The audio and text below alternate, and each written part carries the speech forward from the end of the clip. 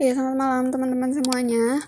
Berdasarkan request dari Mas Rinto untuk pengisian mata uji kompetensi karena mintanya dibuat video saja, jadi saya akan membuat video tutorial cara pengisian mata uji kompetensi di beberapa skema, antara lain ahli K3 umum, operator K3 industri migas, operator K3 umum, pengawas K3 industri migas, dan petugas fireman.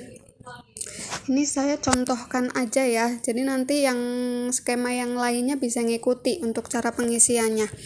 Saya contohkan yang ahli K3 umum.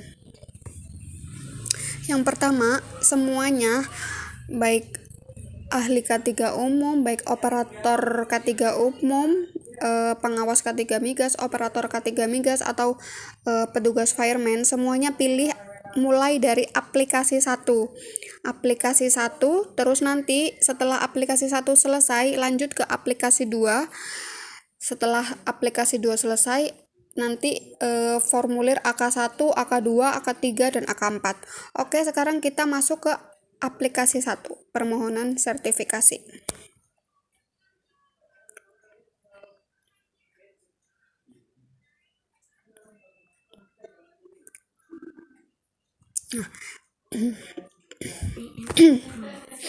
Di sini di formulir aplikasi 1 untuk permohonan sertifikasi kompetensi, pada data diri poin A ditulis nama lengkap masing-masing ditulis huruf besar ya, huruf besar, jangan huruf yang kecil, maksudnya huruf kapital ya. NIK, KTP, nomor KTP ditulis, tempat, tanggal lahir, jenis kelamin laki-laki atau perempuan silakan dicoret, kebangsaan juga ditulis, alamat rumah, kode pos, telepon, email wajib diisi ya. Kualifikasi pendidikan juga wajib diisi.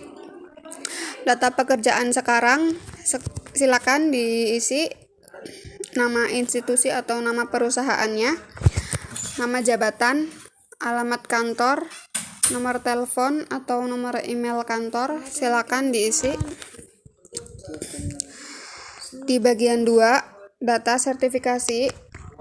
Kalau ahli K3 umum, di sini ada pilihan sertifikasi ulang, pengakuan kompetensi teknisi, rekognisi, pembelajaran lampau, dan lainnya. Semuanya yang diconteng adalah sertifikasi ya. Baik operator K3 umum, ahli K3 umum, operator K3 migas, pengawas K3 migas, atau petugas fireman, semua tulis sertifikasi, diconteng bagian sertifikasi. Selanjutnya di sini ada kode unit kompetensi, jenis standar khusus atau standar internasional. Ini nanti adalah mata uji ya. Nanti yang akan ditanyakan adalah seputar ini, merancang strategi, pengendalian resiko. Ini sama aja dengan materi ya teman-teman. Materi kemarin yang diberikan sama Pak Musa apa ya, kalau nggak salah ya waktu itu ya, Pak Musa atau Pak Peter itu ini materinya silakan dipelajari ulang karena nanti pertanyaan asesor juga akan seputar ini. Selanjutnya di bagian 3, bukti kelengkapan pemohon. Bukti persyaratan dasar pemohon silakan dicentang memenuhi persyaratan semua, dicentang memenuhi syarat mulai dari pendidikan, memiliki sertifikasi pelatihan, memiliki sertifikat kompetensi teknik, fotokopi EKTP, password. Ini setiap skema beda-beda ya, jadi nggak semua skema itu bukti persyaratannya sama, tapi semuanya wajib dicentang. Next, B, bukti kompetensi yang relevan. Silakan teman-teman tulis di nomor 1, sertifikat pelatihan dilanjutkan sesuai skema yang diambil. Misal, sertifikat pelatihan ahli K3 umum untuk yang mengambil ahli K3 umum. Untuk yang mengambil operator K3 umum, silakan tulis sertifikat pelatihan operator K3 umum. Untuk skema yang lain bisa menyesuaikan ya. Selanjutnya di bagian bawah itu ada rekomendasi diisi oleh LSP atau TUK. Itu nanti yang akan mencoret itu admin di sini. Kalau APL-nya sudah diterima di kita ya. Di situ teman-teman cukup tulis nama teman-teman di bagian pemohon atau kandidat, nama lengkap sama tanda tangan. Tanggalnya dikosongin aja, terus admin LSP nanti yang akan tanda tangan sama kasih nama nanti dari sini. Di sini nanti kita lanjut ke APL 2. Oke, saya ingatkan lagi, setiap skema itu formatnya akan berbeda, tapi tidak terlalu berbeda, hampir sama, kurang lebih seperti ini.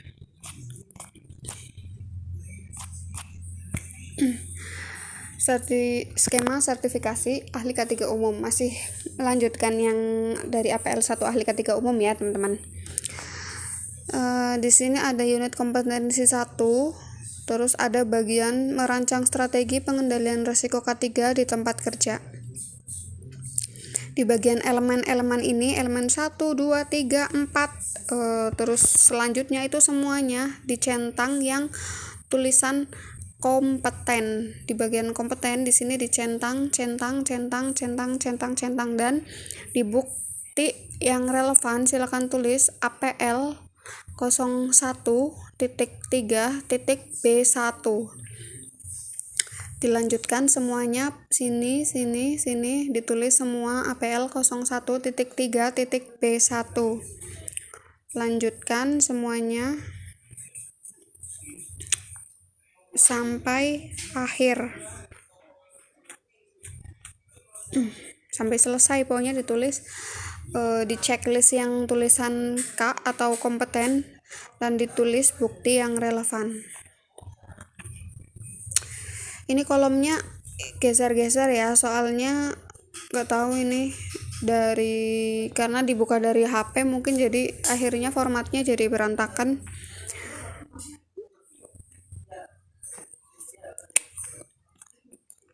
Intinya di sini semuanya ditulis APL 01.3.B1 dan di checklist yang bagian kompeten. Kalau belum ada kolom, silakan kolomnya ditambahkan.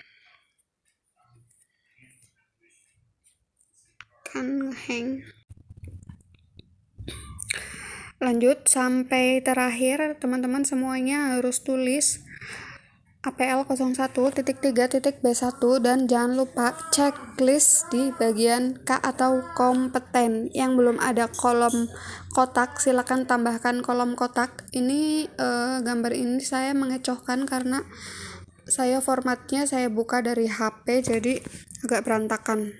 Kalau dibuka dari laptop nggak akan seperti ini ya. Di bagian akhir ada nama asesi. Nama asesi adalah nama teman-teman yang mengikuti sertifikasi. Tanggalnya kosongi saja. Tanda tangan asesi jangan lupa di tanda tangan. Nanti akan ditinjau oleh asesor dan asesor akan tanda tangan di bagian bawah sini. Oke, selanjutnya kita akan lanjut ke AK 1, 2, 3, 4.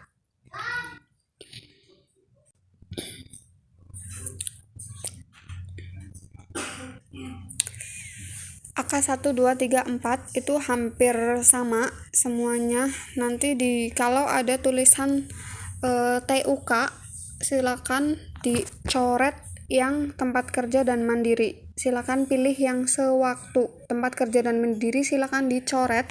Silakan pilih sewaktu. Nama asesor silakan dikosongi. Nama asesi silakan teman-teman tulis nama masing-masing. Terus bukti yang akan dikumpulkan tidak perlu ditulis. Pelaksanaan asesmen disepakati juga tidak perlu ditulis. Nanti saya yang akan tulis dari sini.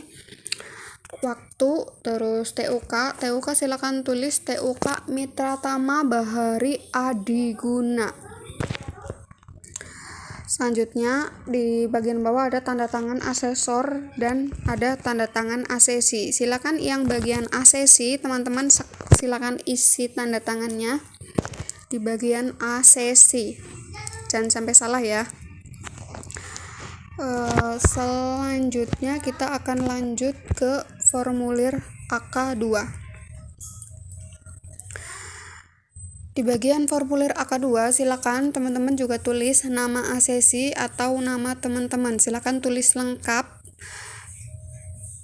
nama masing-masing. Nama asesor silakan dikosongi.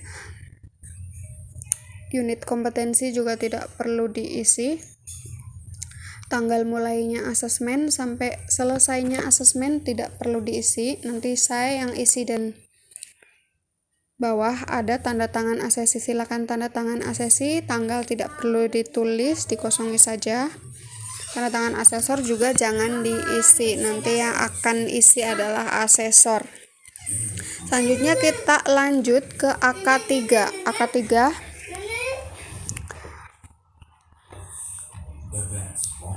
masih loading.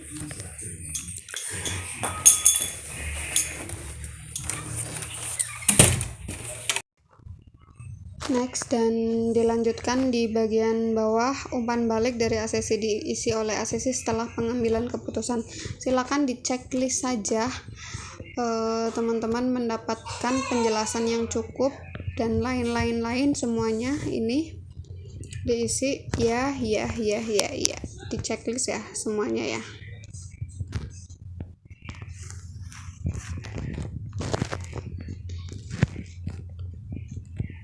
Lanjut ke AK4 pending.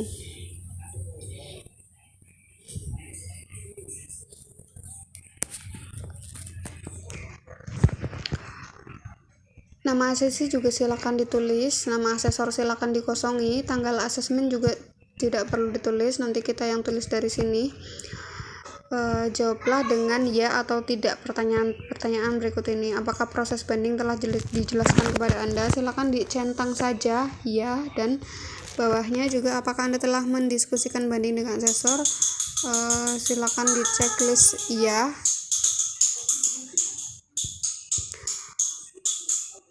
Selanjutnya tulis di bagian bawah ada nama asesi, tanggalnya silakan dikosongi saja. Untuk yang bagian untuk yang skema fireman, kalau nggak salah ya, skema fireman itu nggak ada tulisan sampai AK4 ya, karena sebenarnya ini itu ditulisnya itu saat uji dengan asesor berhadapan. Karena ini nggak berhadapan, jadi saya yang sebenarnya bingung perlu diisi dulu atau nanti, tapi daripada nanti teman-teman malah nggak pada tanda tangan, mending sekalian diisi saja gitu. Oke, sekian video dari saya, kurang lebih seperti itu. Jika ada yang ingin ditanyakan, silakan tanyakan di grup atau komen. Terima kasih, selamat malam.